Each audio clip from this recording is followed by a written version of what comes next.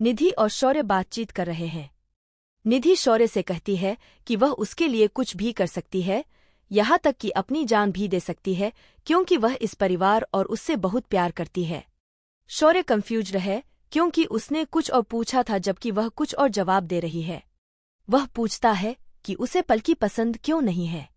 निधि पूछती है कि उसे पलकी क्यों पसंद आएगी, क्योंकि जब से वह पलकी से मिला है तब से उसकी जिंदगी परेशानियों से भर गई है। वह शौर्य से पूछती है कि क्या उसे वह दिन याद है जब उसे पलकी की वजह से गिरफ्तार किया गया था। वह उसे उस म्यूजिकल इवेंट की भी याद दिलाती है जहां पलकी ने उसे और पूरे लूथरा परिवार को नीचा दिखाया था। निधि कहती है कि वह उसके लिए कुछ भी कर सकती है और उसने कुछ ऐसा किया जो उसे नहीं करना चाहिए था। शौर्य उसे रोकता है और कहता है कि उसने अभी कहा कि उसने कुछ ऐसा किया जिसके बारे में वह सो भी नहीं सकती थी। निधि को वह वक्त याद आता है जब वह पलकी को चाकू मारने वाली थी, लेकिन फिर शौर्य ने उसे बचा लिया। निधि जवाब देती है कि उसने ऐसा कहा था। शौर्य जवाब देता है कि उसने उसे आरोही से बात करते देखा था कि उसे पलकी पसंद नहीं है, इसलिए वह यही सवाल पूछ रहा था। निधि यह मान लेती है कि वह जानता है कि वह बहुत बेबाक है, इसलिए जो मुंह में आता है बोल देती है, और जब पलकी उसके सामने आती है तो उसे अच्छा नहीं लगता। शौर्य यह जानकर चौंक जाता है कि पलकी के पीछे 2 लोग थे और पूछता है कि आरोही कहाँ है।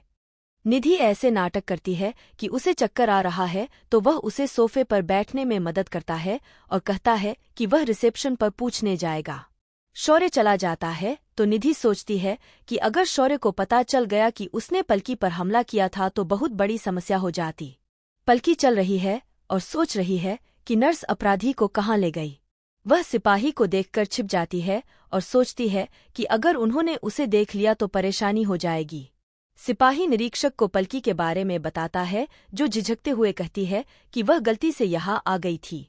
इंस्पेक्टर पलकी को रोकता है और पूछता है कि क्या वह जानती है कि जिस झूठ की वजह से उसे जाने दिया जा रहा है वह एक अपराध है।